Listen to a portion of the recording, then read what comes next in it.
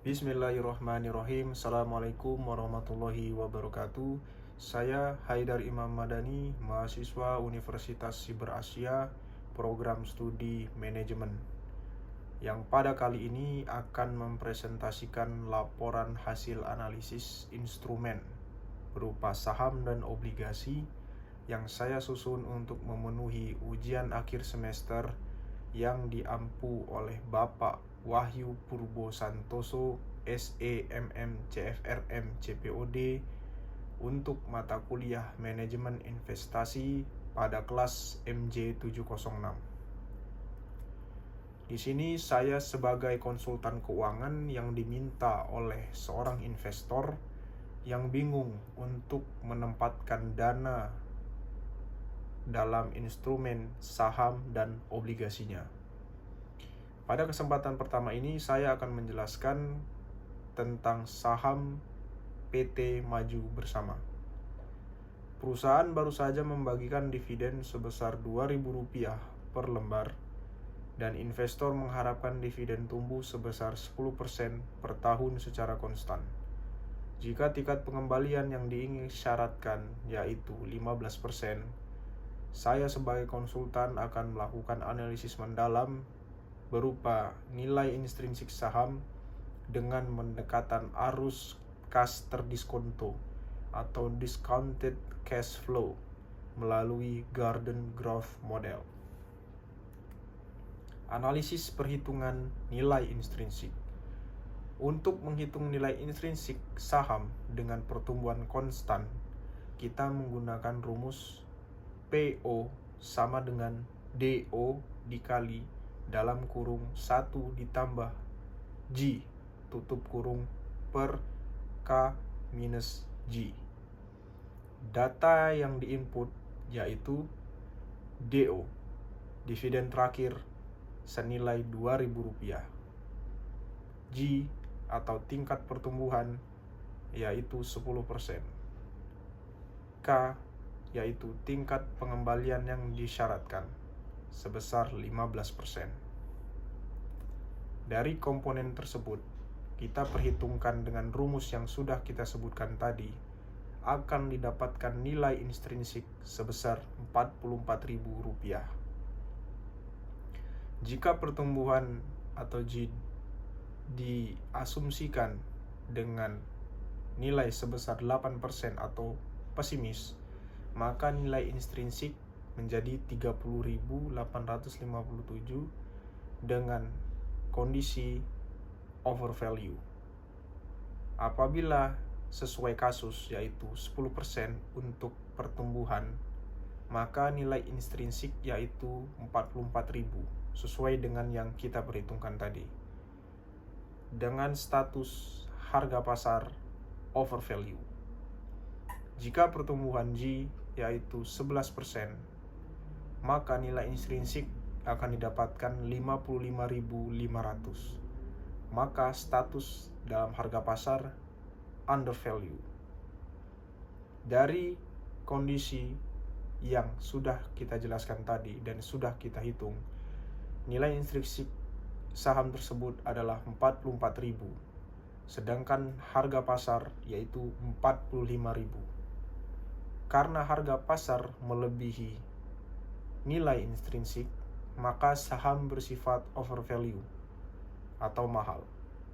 Saham ini tidak layak dibeli, lebih baik dijual apabila sudah memiliki, karena harganya sudah melampaui nilai wajar berdasarkan fundamentalnya. Mengapa saham ini dikatakan overvalue?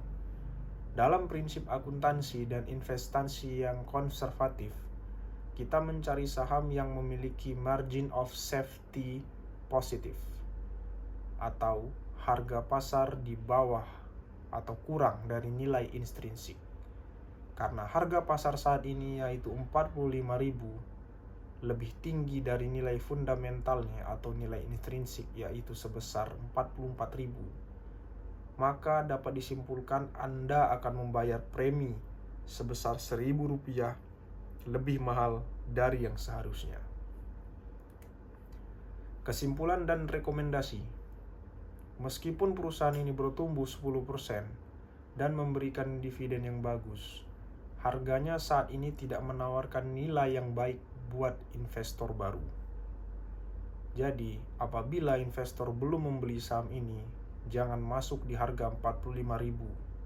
Tunggu hingga harga pasar mendekati dan terkoreksi di bawah 44.000 atau sekitar 35.000 hingga 38.000 agar mendapatkan margin yang aman.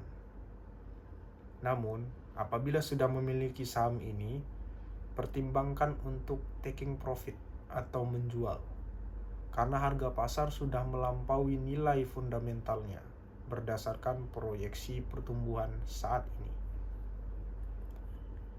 Yang kemudian, instrumen obligasi. Penilaian obligasi. Dalam hal ini, investor melirik sebuah obligasi dengan nilai nominal 10 juta, jangka waktu 5 tahun, dan tingkat bunga kupon 12% per tahun. Jika tingkat bunga pasar saat ini adalah 10%, tentukan harga wajar obligasi tersebut. Apakah obligasi ini dijual pada harga premium atau diskon? Penilaian obligasi. Dari data yang sudah kita himpun dari statement yang sebelumnya saya sampaikan, nilai nominal atau F yaitu 10 juta rupiah, kupon per tahun atau C yaitu 12% dikali dengan 10 juta rupiah dengan hasil 1.200.000 rupiah, dan jangka waktu atau N 5 tahun, bunga pasar atau YTM yaitu 10% dengan rumus perhitungan harga wajar atau present value dengan rumus P sama dengan sigma N dari T sama dengan 1 dikalikan C per 1 ditambah I pangkat T ditambah F per 1 ditambah I pangkat N. Dari rumus tersebut dan data yang sudah kita himpun tadi dimasukkan dalam perhitungan rumus tersebut, maka nilai sekarang dari kupon anuitas yaitu sebesar 4.548.944. Sedangkan nilai sekarang dari sisi nilai nominal yaitu 6.209.213. Sehingga total harga wajar obligasi dari kedua komponen tersebut dengan total 10.758.157 rupiah. Analisis yang pertama dalam penilaian obligasi ini yaitu keunggulan kupon. Obligasi ini menawarkan bunga 12%, sedangkan instrumen serupa di pasar saat ini hanya memberikan 10%. Yang kedua yaitu permintaan yang tinggi. Karena kuponnya lebih tinggi dari pasar, investor berebut untuk membeli obligasi ini, sehingga harganya naik atau premium. Yang ketiga yaitu hubungan terbalik. Ada hukum tidak tertulis dalam obligasi. Jika suku bunga pasar turun, harga obligasi akan naik. Dalam kasus ini, bunga pasar yaitu 10% berada di bawah suku bunga kupon sebesar 12%. Itulah alasan harganya menjadi mahal. Dari kesimpulan analisis 3 hal yang sudah saya sampaikan, dapat diberikan statement mengapa dijual pada harga premium. Karena berdasarkan perhitungan harga wajar yang sebelumnya sudah saya sampaikan yaitu senilai 10.758.157 rupiah, itu lebih tinggi dari nilai nominal yaitu sebesar 10 juta rupiah. Secara teknis, obligasi ini diperdagangkan pada 107,58% dari nilai pasar. Dari sisi tersebut, akan muncul risiko dan pertimbangan. Risiko suku bunga. Jika tahun depan bunga pasar naik menjadi 13%, harga obligasi Anda akan langsung jatuh di bawah nilai nominal atau diskon. Dari sisi YTM atau Yield to Maturity, meskipun Anda menerima kupon 12%, secara real keuntungan Anda hanya 10%. setara bunga pasar. Karena Anda membeli obligasi di harga yang mahal. Selisih harga beli yaitu 10,7 juta dan harga pelunasan yaitu 10 juta akan memakan sebagian keuntungan bunga Anda. Kemudian yaitu evaluasi portofolio. Portofolio A. Dari data portofolio didapatkan informasi yaitu return portofolio sebesar 18%, return bebas risiko yaitu 6%, beta 1,2, standar deviasi yaitu 20%.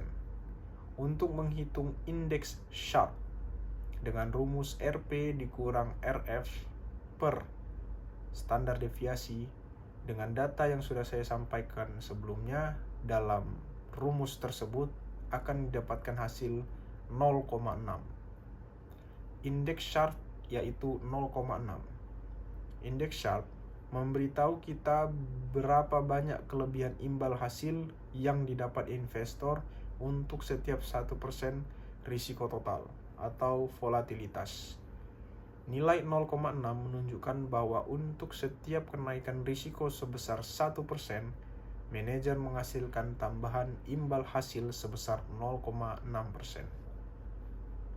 Indeks Sharpe itu sendiri dalam standar industri, angka Sharpe apabila di atas 0,5 dianggap cukup baik, terutama jika dibandingkan dengan aset bebas risiko, yaitu 6%. Namun, volatilitas sebesar 20% menunjukkan portofolio ini memiliki fluktuasi harga yang cukup tinggi atau agresif. Untuk indeks Jensen atau alfa, yaitu alfa sama dengan dalam kurung RP dikurang RF tutup kurung dikurangi beta dikali buka kurung RM dikurang RF tutup kurung. Dengan data yang sama, kita melakukan perhitungan dengan rumus yang baru saja saya sebutkan, maka akan didapatkan hasil alfa sama dengan positif 1,2%. Indeks Jensen atau alfa itu mengukur kemampuan manajer dalam menghasilkan imbal hasil di atas atau di bawah apa yang diprediksi oleh model pasar atau CAPM. Jika kita mengasumsikan imbal hasil pasar atau RM adalah 15%, maka imbal hasil yang seharusnya didapat dengan beta 1,2 adalah 6% plus 1,2 dikali 15% dikurangi 6% dengan hasil 16,8%. Karena return aktual adalah 18%, maka manajer memberikan alfa positif sebesar 1,2%.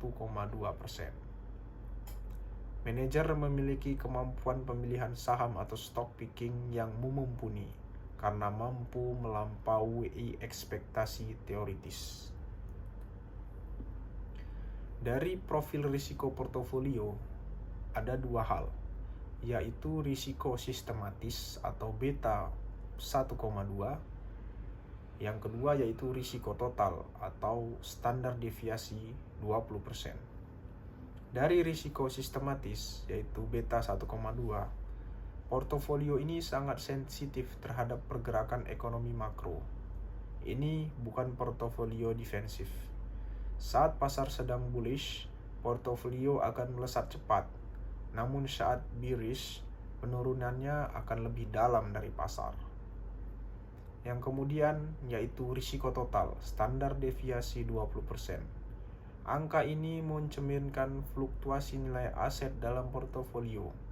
Dibandingkan dengan return 18%, margin variance-nya cukup lebar.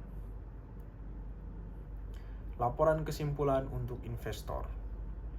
Untuk indikator kinerja real dengan hasil 18%, evaluasi konsultan yaitu sangat baik, jauh di atas suku bunga bebas risiko, yaitu 6%.